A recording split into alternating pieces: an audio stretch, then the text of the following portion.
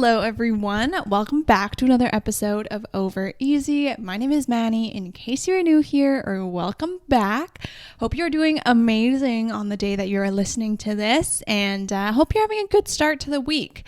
I am doing pretty good. I'm going to do my check-in real quick just so I can talk about what's been going on for me this week. Honestly, again, it feels like this week has been a month long and I've been through the ringer this week. So let us start with a little rosebud and thorn, as we usually do.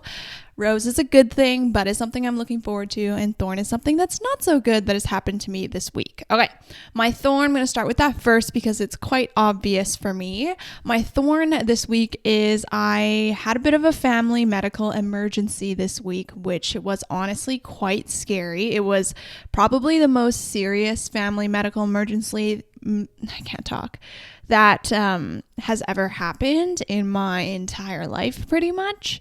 I won't get into the details because obviously that's not really something I can share, but just it was quite stressful. I had to take off a day of work just to go to the hospital and figure things out, but I'm very, very, very, very thankful that everything seems to be okay now. There was surgery and recovery is going well, so it's good. It's really good. And the whole situation itself was just very, very, very, very lucky. Probably honestly a miracle. So I'm very happy about that. It was obviously very stressful the day of, the night of, the day of, the morning after. But after a couple days, it's been turning out to be pretty good. So it's been okay. But that was my thorn of the week. It was very stressful earlier. My rose. Okay. So kind of weird thing happened to me. I actually haven't been watching TikTok as much recently, but obviously I know one thing that's very popular on TikTok is talking about money and financials, because I feel like, first of all, everyone's a lot more open about their salary and stuff on TikTok, but also there is kind of an archetype of salary. I don't know if that makes sense, but basically what I'm trying to say is I feel like the only thing you see about salaries on TikTok is those tech girlies who are making an exorbitant amount of money talking about their salaries, when obviously those people are not the norm, are not the regular people. So I kind of got inspired by that this weekend when I was grocery shopping, and I filmed a little grocery haul after I went grocery shopping, just kind of show how much I spent and what I got. And that kind of did well, considering the fact that I haven't posted a TikTok in a month. It actually did blow up quite a bit for me. And then the day after, I got inspired by other people's TikToks about what they spent in a month. And so I totaled up all my spendings and stuff, categorized them and all that, made a video and posted it on TikTok yesterday morning, pretty much 24 hours ago. As of right now, it is at almost 40,000 views, and that is my biggest TikTok to date, which is kind of crazy.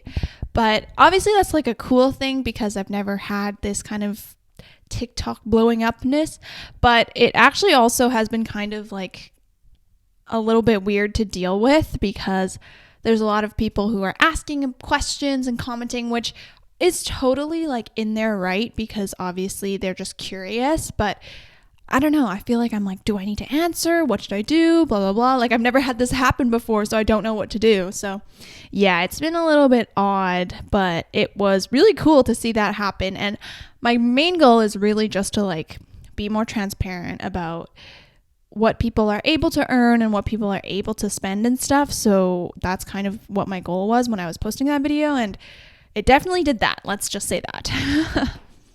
Anyways, that's my rose of the week. Let me think of if there's anything else.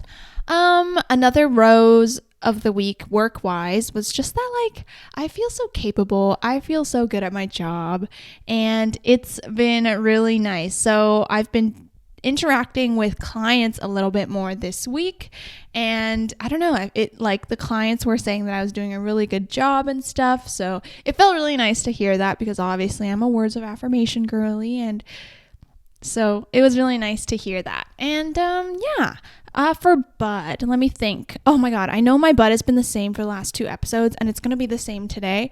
But honestly, I am looking so forward. What is the word? I am so looking forward to going to New York in 10 days as of today. And I am just so excited. It'll be so much fun. I feel like I'm so excited. I love traveling. I'm so excited to get back on a plane, which is so weird for me considering like a couple years ago, before COVID, I hated airplanes because I would always get like motion sickness. But nowadays I love airplanes. I love traveling, and I'm just so excited to see a lot of people because a lot of people I know live in New York and are working in New York. So yeah, that's pretty exciting. I know I've said that for the last 3 episodes, but honestly, that's what's getting me through this month is the fact that I'll be able to go to New York at the end of this month. So yeah. Anyways, today's episode, I'm not gonna lie, is a little bit spicy. I have had, how do I preface this? Okay. First of all, I am a person that really, really loves writing. Like, I am just a person who loves writing that's why I love journaling so much. Like, I think for me, the best way for me to express how I feel and what I want to say is through writing. And that seems kind of obvious, but for other people, that's not really the case. Like, for example, when I think about my boyfriend, like, he's a really good person at just speaking right away. Whereas for me, if you get me to speak when I haven't really processed my thoughts and stuff yet, I cannot talk in full sentences because I don't know what I'm about to say. Ironic because I have a podcast. But for me, writing is really one of the best ways that I kind of unleash all that I have to say. And once I'm in the groove of writing, honestly, like, there are things that come out from my subconscious that I don't even realize I was thinking before. And yeah, so for me, another thing in terms of like friendships and stuff like that, one of the best ways that I appreciate my gratitude is, well, I'm a words of affirmation girly, so I love to write people letters. I love to, if I'm angry at them, write down what I'm feeling, like write a letter to them expressing to them why I'm upset and all that kind of stuff. So for this week's episode, it's called Unspoken Letters because I have written a bunch of letters to people in my life or who were in my life, and basically, it's just what has been unspoken. It's things that I haven't been able to say. Maybe I want to say. I don't even know if I'd want to say this to all these people. Now that I'm filming it and recording it and posting it, obviously it's going to go online for people to see. But for me, the act of writing these words out and like getting out what I still feel about these people and what I've done to them, what they've done to me was a really big unloading feeling. Like, it felt like there was a lot of weight taken off my shoulders because there are just so many things that I've been feeling, and I was finally able to get rid of them. So obviously these letters are going to be anonymous because the point of this episode, I'm really scared that people I know in real life is going to listen and realize who it's about, but that's not really the purpose. Even if, let's say, you are my friend and you realize a letter is about XYZ person, it's not really about that fact. It's more so about what I learned from that relationship or friendship or whatever, what I've taken away, what I wish I could say, and like how I've grown from it. Because I think that's the most important part of friendships. And if people aren't in your life anymore, the most important thing to learn about is like, what did you learn in that situation, if that makes sense? So that's what I want to say. I'm obviously not going to unveil who these letters are to. These are, honestly, this is going to be a very personal episode, but after every single letter, I might share who it's about because there are some that are kind of obvious, but I want to kind of debrief about this person, talk about why I wrote the things that I did, and just debrief about the situation so that you guys can learn, because I feel like with every person that I've written letters for today, it was a very different circumstance, and I learned something very important about myself every single time. So yeah, I want to share all that because obviously I want you guys to learn too, and I've been getting feedback that my podcast is helpful. So I think personally that the most helpful way that the best I can't talk today. The best way that I can be helpful is just share my experiences and what I've learned so that you guys can obviously, if you ever go through that, kind of have like a guiding light if you need it. So when I'm reading the letters, I'm going to be looking at my computer because I wrote them all on my computer. So that's that. I can't memorize them. I'm not an actor. So let's start with the first one. Okay. Whew, I'm kind of nervous, not going to lie. Every day I wake up so grateful to be able to live a life where I am loved as much as you love me. I can only hope that everyone else on this world will get to experience the same thing I do. Living life with someone that supports me, challenges me, and teaches me has been one of the best opportunities ever. I feel like the fact that we're in a relationship and you're my partner is a miracle and a half. Life really afforded us a once-in-a-lifetime opportunity, and I hope to never let go of it. You've shown me what a real, healthy relationship looks like. On social media, I often see unrealistic videos and images of relationships that just aren't sustainable in real life. But we've grown so much together, and I'm happy with how much I have changed during our time together. I know you aren't really a words of affirmation girly, and I could list an endless number of things that I admire about you. But the one thing I would like to say is how proud I am of you, of what you have done with your life and what you will continue to do. I feel like you are hard on yourself a lot, always thinking to the next goal and what you will achieve next. But I'm here to say, look back at where you came from. It is truly remarkable what you have done and how much you have grown, and it's only uphill from here. We're both in our hustle era right now, but soon it'll be a family era, a together era, a relaxing era, and I can't wait for that with you. I could say so much more, but honestly, I already see you every day, so I'll keep my letter at that. So this one, I'm not scared to reveal that this is for my boyfriend. It was quite short considering what else I could say, but I think the biggest things that I have realized recently is, the first thing is, there's that cheesy quote that's like, I can't remember how it goes, but it's like, look at where you are right now. Like, you 10 years ago would like only dream of being where you are right now. And that is something that I really only took into account and recently realized. I recently realized as I was thinking about it, I was like, oh my God, like I've been looking and dreaming of moving out for the last almost 2 years. I remember I made my PowerPoint when I first wanted to move out at the beginning of 2021. January 1st, 2021 was when I first asked my mom if I could move out. So I've been thinking about moving out since the beginning of 2021, and now it's almost the end of 2022. It's been almost 2 full years, and I finally achieved it. But it took me a really long time to realize, like, oh my God, I'm where I wanted to be 2 years ago. Because when I first moved out, I was honestly really stressed out about budgeting and all this kind of stuff. And I was kind of like, I don't know, but I kind of regret moving out because there's so much else that I have to think about right now. And I was kind of taking for granted the fact that I could afford to live by myself and all this kind of stuff. When I finally realized, like, no, like 2021 me was literally dreaming and begging and manifesting to be able to move out and live on my own. And now I'm finally here. So I feel like if you're hard on yourself, like always, I think just putting things into perspective and being wary of where you have come from and where you are now really, really kind of humbles you and is like, wait, I should honestly just be grateful for where I am right now. That's kind of something I've been overarchingly trying to put into my life this month, is this feeling of gratitude and this endless feeling of being like realizing where I came from. So yeah, that's kind of one thing.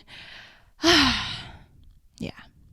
Another thing is, one of the biggest things that I've learned in my relationship with my boyfriend is that relationships aren't perfect. And I know that that is such a simple lesson, but really like taking that into account is is so hard, because I feel like right now with online dating, all these apps and stuff, like it is so easy to move from one person to the next. I feel like when I was single and on the dating apps, if some small thing occurred between me and a guy that I was talking to that wasn't the best, I'd be like, okay, no, next.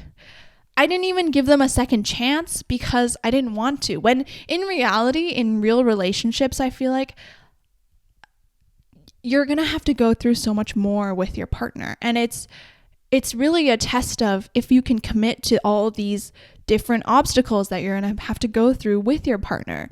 It's never you're against your partner or there's something that you're fighting against, but it's more so like, are you willing to commit to overcoming these hurdles with this person?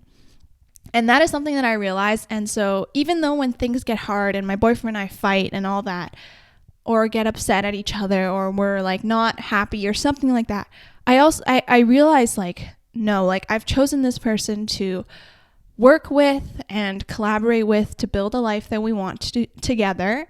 And it's not going to be as easy as 1, 2, 3. Of course not. But I think that social media kind of gives us this false image. A lot of what I really don't like is those TikTok couple accounts. And I get it. They're honestly just showing their real life too. But I feel like they don't share the negative parts enough, because now people are kind of expecting a relationship where your husband perfectly knows who you are or what you like, or will be a gentleman every single time. That's not true, right? Like that's not going to be for everyone, and it's not like that in real life. Like everyone has to go through something together, and that's the biggest lesson that I've learned in this current relationship is like it's supposed to be hard. Relationships are not easy. You're melding two people together who didn't grow up together, didn't have the same upbringing, and have different beliefs. And obviously there's going to be some conflict with that. So remembering that for me has been really important and really good for our relationship. So yeah, that's the first letter to my boyfriend. Let's move on to the next. When I was a kid, I used to idolize you. I felt bad for you because of all the things that you had to go through, basically bringing up our family by yourself. So I thought that you could do no wrong, because of all the ways life had wronged you. I would do everything I could to try and please you, make you happy, even if it meant doing things I didn't like and wearing myself out, because I saw you doing that and thought that that was what was normal and expected. But as I got older, I realized the way that I thought about you was not healthy. I ended up kind of resenting you because you would do things that I didn't like, but I still had the expectation of idolizing you, just like I did when I was a little girl. There were things I wanted you to stop doing, but I felt I couldn't because I was your daughter and that wasn't allowed. I resent that you didn't let me have my own space and way of life, that you passed down these toxic behaviors to me because that was all I knew growing up. I'm compassionate and know that you don't want to be left alone again, and that those toxic behaviors were probably all that you knew growing up, but damn, I really hate those parts about you. It is selfish of you to not let me live my fullest life just because you are scared of being alone, or because you are jealous of the way that I can live my life and you can't. That isn't my responsibility. Those aren't my responsibilities. It is also selfish of you to think that you know what is best for my life and for my career, to insert your unsolicited opinion into every single thing that I do. Just let me learn, for God's sake. Let me make the mistakes that I am meant to make, and let me learn how to solve my own problems. I'm thankful that I have you to support me, but I have also learned that the best thing for us is space. And not a ton. I mean, I still live in the same city as you and we work together, but having my own space and time alone has really allowed me to think about what I want for my life without anyone else's opinion of what they think I should do butting into those decisions. Woo! Okay. The biggest theme for this letter was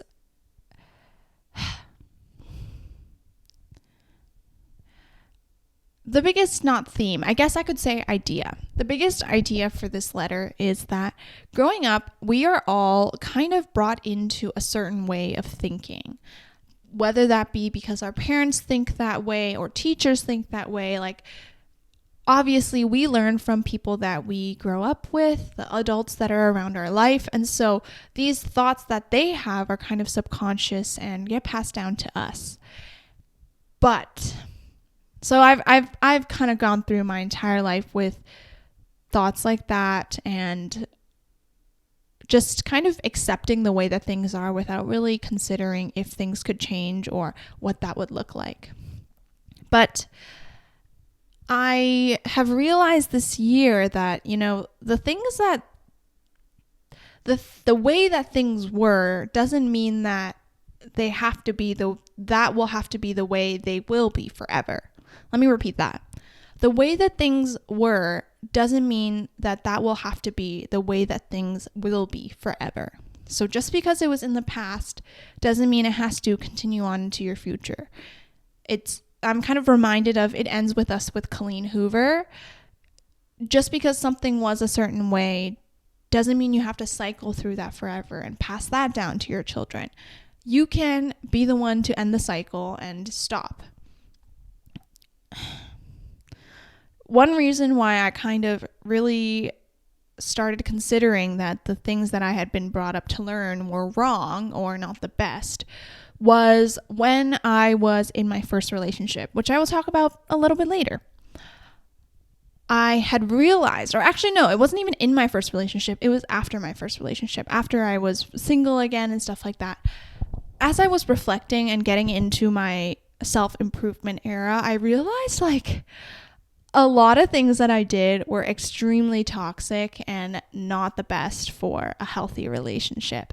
And I didn't even know that because that was what I was brought up to believe, and that was what I was brought up to know. I didn't know anything else. So just because you were brought up to and raised with certain standards and morals doesn't mean that when you're an adult, that has to be the way that you live your life. You are autonomous and can choose what you want to prioritize in your life and what you want to think is important. So, yeah. And I think another thing is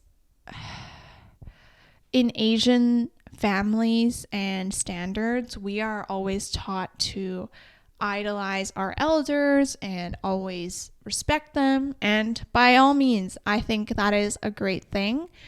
But where I think I draw the line now as an adult is if they are being, I don't know what the word is. If they are not respecting your boundaries if they are not respecting your boundaries, that doesn't mean you have to tolerate that. That is a big thing that I've learned. I'm all for, I am preaching for you to respect your elders, your parents, your grandparents, but it doesn't mean you have to tolerate when they are disrespectful to you. That's it. I have had many conversations now that I am moved out and a little bit older and, I can set my own boundaries. I have nipped many conversations in the bud about if my parents comment on my career path, stuff like that, what I want to do with my life. I just stop them right there. I don't even let them continue their sentence. I'm I don't really want to talk about this right now. This isn't really a conversation that I want to have. And that is really, really hard because in some ways we can say that that is disrespectful to our elders, not letting them finish their sentence. But I am more for the side of also protecting your own boundaries. Going through that verbal, it's not abuse, but that verbal, criticism all the time, especially if you still live at home, is not easy. And so you have to be able to set your own boundaries and tell people when enough is enough, because at least for me in a Chinese immigrant household, it is really natural for us to get all up in everyone else's business. But that is not what is okay anymore for me. I don't want people to invade on my life and comment on every single little thing that I do.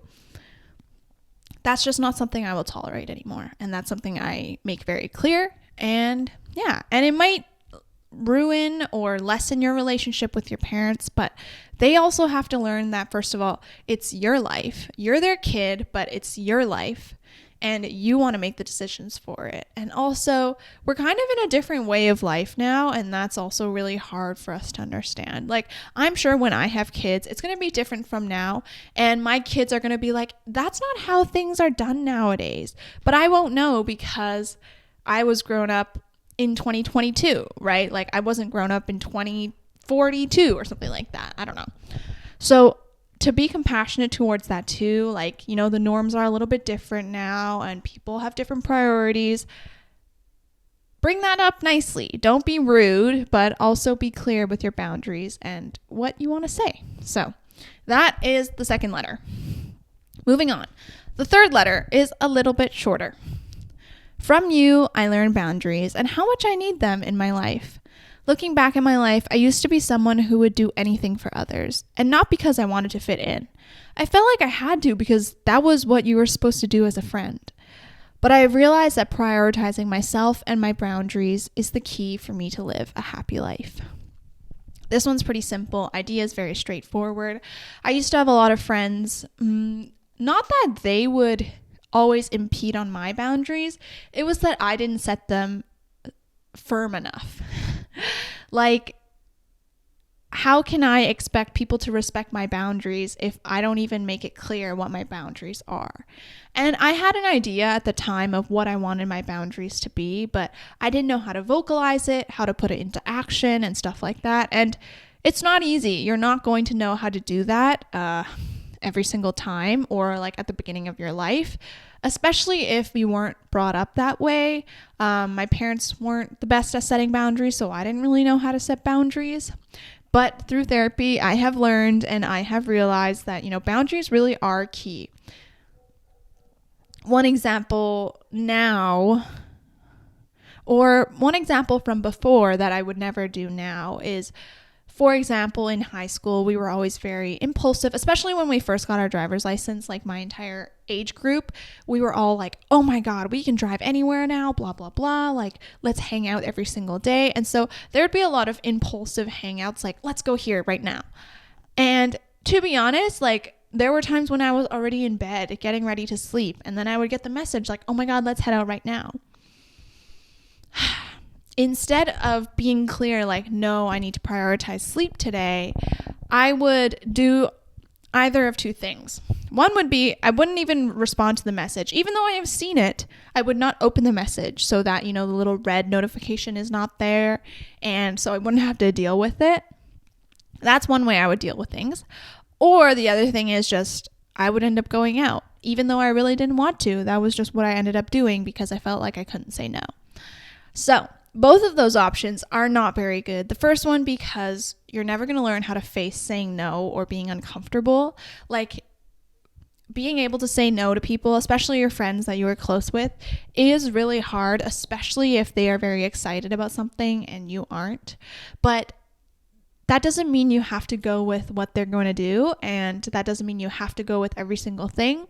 Obviously, I don't think you should like avoid everything if you just don't want to go out. Like, there are some sacrifices we have to make as a friend, but if it's constantly happening every single week, every single day, I don't know, then that's something that you'll have to work on. The second option with always saying yes, obviously is not good because you don't get to prioritize your self-care time and the time that you spend alone, which now I need to say yes more because I honestly am not going out enough.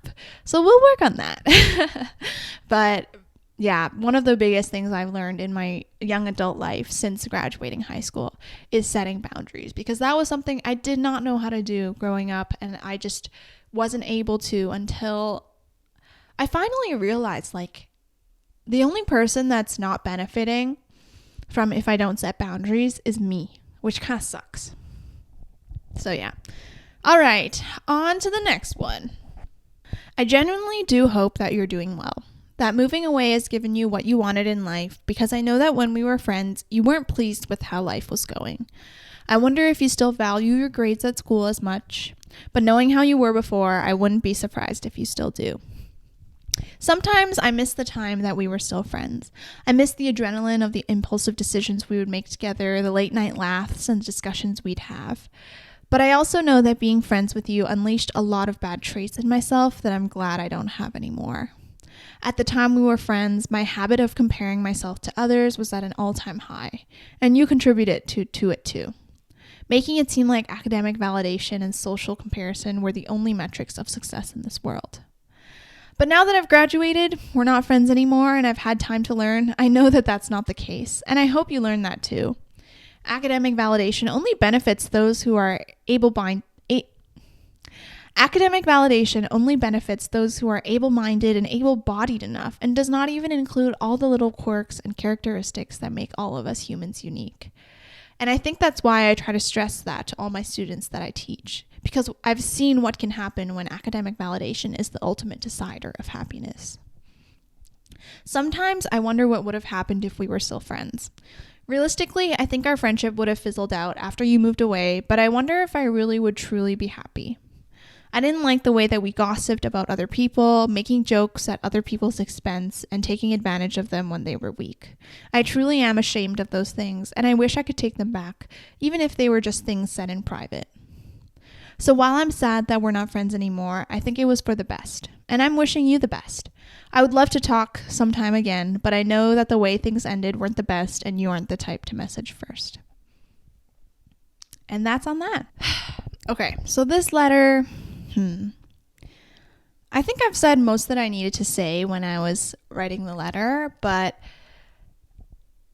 now that I've graduated, I feel like a lot of these lessons are just like, now that I've graduated and I've come out of the school environment, I've learned a lot more about myself that I didn't realize before because school was taking up this entire part of my brain.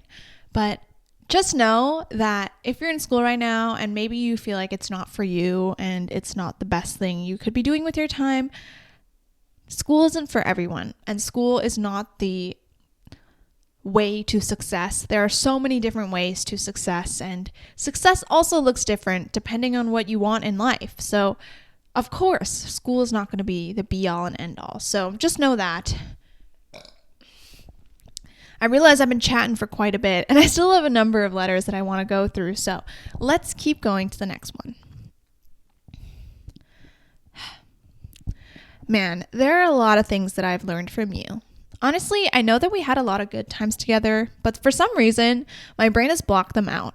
But I'm still thankful my time with you happened, because it led me to finding my current partner, who healthily points out my toxic traits and helps me work on them.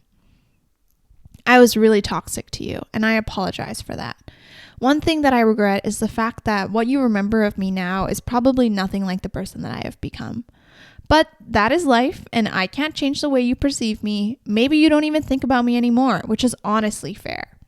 I hope your current relationship brings you the peace and happiness in your life that you deserve. The biggest lesson I've taken away from my time with you was learning to swallow my ego and The biggest lesson I've taken away from my time with you was learning to swallow my ego and accept the fact that I have a ton of toxic behaviors. I just didn't know it at the time because they were what I was raised with, and I thought they were completely normal. But I've worked on them now. I can't say they've gone away forever, but it's incredibly difficult. I can't say they've gone away forever because it's incredibly difficult to wipe away behaviors you've practiced and observed for years.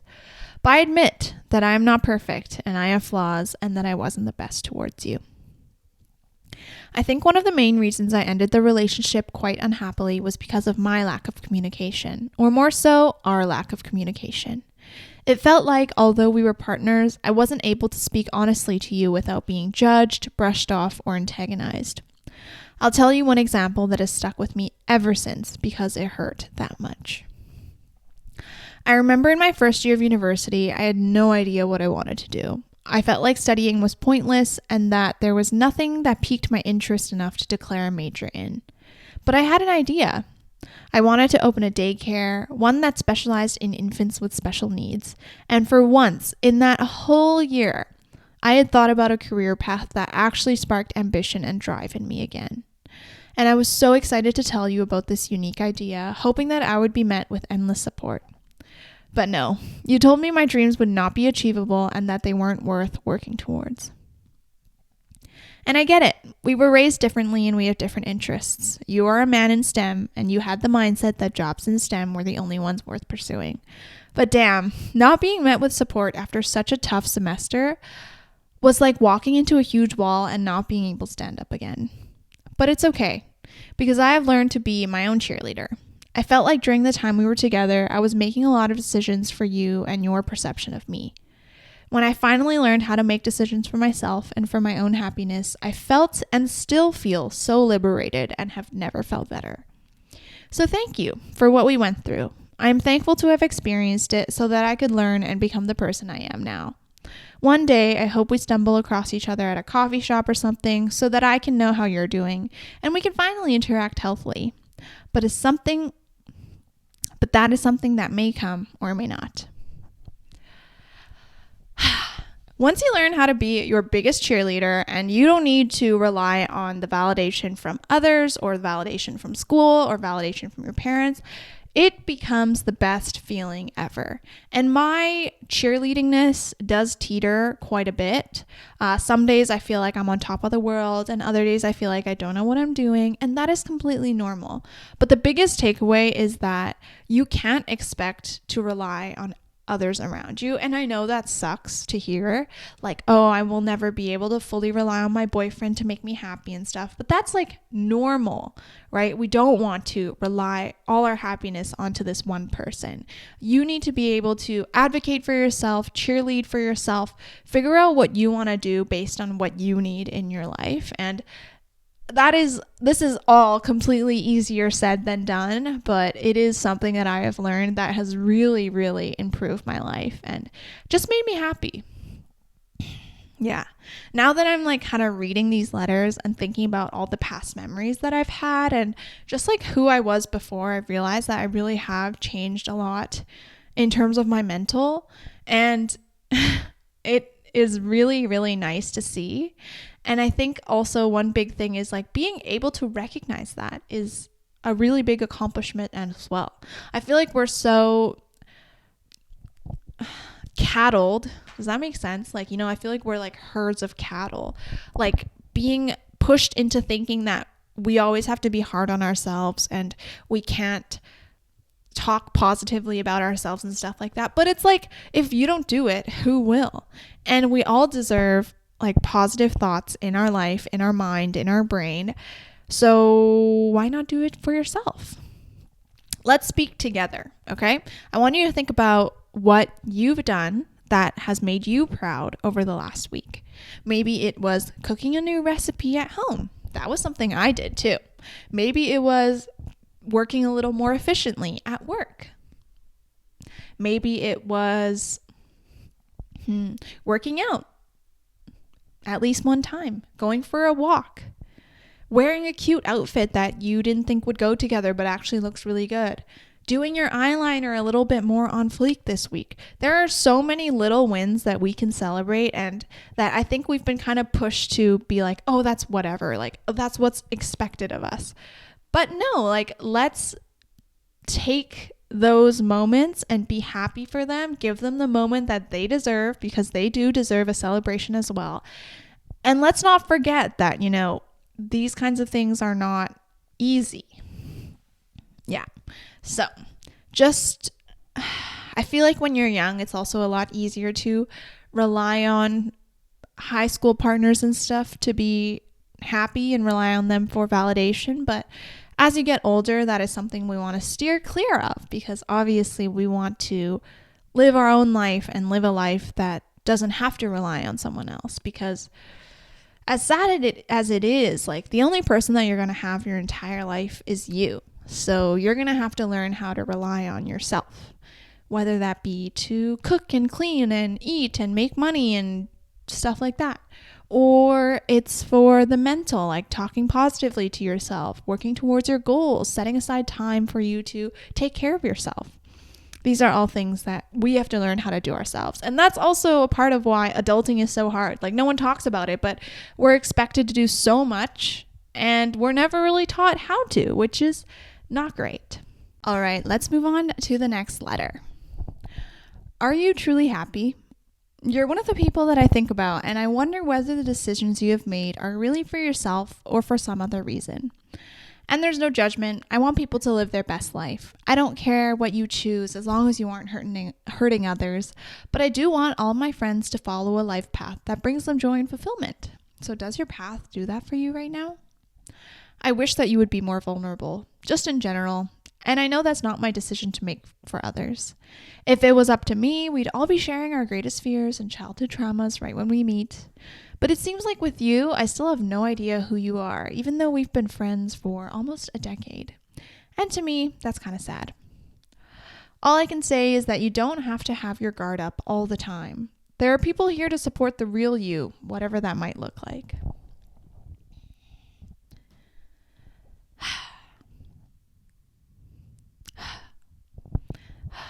It's not really my place to decide whether people are making the best decisions for their life or not, but it's also something that I'm just curious about. You know what I mean? Like when I see my friends living XYZ life and doing XYZ things, I do think about like, is this really what they're wanting to work towards? Like what they want from their life and stuff like that. And it might change. Of course, I know that for myself too. Like all the things that I want in my life change all the time. But it's just something that I'm curious about with all my friends is like, is what you're doing really what you want to be doing? Because sometimes they'll say one thing but act a different way. So then I'm like, well, what do I believe? Your thoughts or what you said or what you're doing? Because they don't really seem to align right now. So that's kind of just what I've been curious about with some friends and thinking about what they're really doing in their life, I guess. Okay. We are on to the last letter of today. And honestly, thank God, because I've been speaking for so long and been recording for so long. And I feel like I've spilled enough tea and I've said so much. So let's wrap up the last one. The last letter is to myself. Dear 15-year-old me, I am proud of you for growing so much. It feels like there's stretch marks over my entire life. Although it feels like life has been putting you through the ringer, there's still so much you have yet to go through. And I know you're struggling to make sense of the fact that your parents are divorcing because it feels like no one else has gone through this. But just know that you're not as alone as you think. People are going through the exact same feelings as you are. They just might be pretty good at covering up those feelings when in public. Just know that it does get better and that you eventually end up achieving all the things that you can only dream about. Let me tell you about my life right now. I live by myself in a little apartment that gets lots of natural sunlight. It's in the same city you live in now because I know that you're a hometown girl, but just far away enough from home that you have your own personal time and space. You've become much more responsible with your hygiene and cleaning. I just say that because I know that honestly that was not something that I enjoyed as a kid, which is kind of gross to admit. But hey, we're being real here. Living alone also means I get to cook for myself. And while I love grandma's cooking at home, nothing feels better than eating a meal you've cooked yourself. I still make YouTube videos and I even made a podcast. I knew you were scared of pursuing YouTube videos and making content because of what other people might think of you. But once you learn how to forget what others think of you, life gets so much better. I'm not as consistent with my YouTube videos as I'd like to be, but the feeling of documenting life and putting the clip together as little diaries feels so fulfilling, and I am so excited to have all these memories to look back on in another 10 years. I'm glad I never gave up on this passion, even if it meant a few weird looks or weird comments from others. You know what's even more crazy? People that you don't know actually come up to you and say that they've watched your videos, and you end up meeting a lot more people who are supportive rather than judgmental. It's a great feeling. I know you don't know what you want to do when you grow up, and to be frank, I have no idea either, but I have learned to be okay with that fact. Life isn't meant to be a straight path. There are curves and forks and dead ends in our path, but the journey is what makes life worth it. Being able to grow and discover a little more about myself every day has been an amazing journey, and I have loved every second of it. Right now, I'm working at Mom's company, something I didn't think would ever happen growing up. I know you always said you would never work there, but honestly, now that I have learned a lot more about my parents and the way that they are. I've grown very compassionate towards the fact that they were always busy, and I understand how their job works and functions on a day-to-day basis. Anyway, just know that life gets better. Your life is just about to begin. Heck, my life is just about to begin. But don't take for granted this amazing journey. I think that's a good note to end this podcast on. It has been a wild ride, and just taking the time to reflect on what my life was like before, who I was surrounded with, what I wanted to do, and comparing that to right now is honestly such a weird feeling, and it's like not real. It doesn't feel real at all. So yeah, I hope you enjoyed this episode. Hope you learned something new. Hope you learned a little something that'll help you out, and I will talk to you next week in my new episode. Bye. And I was like, yo.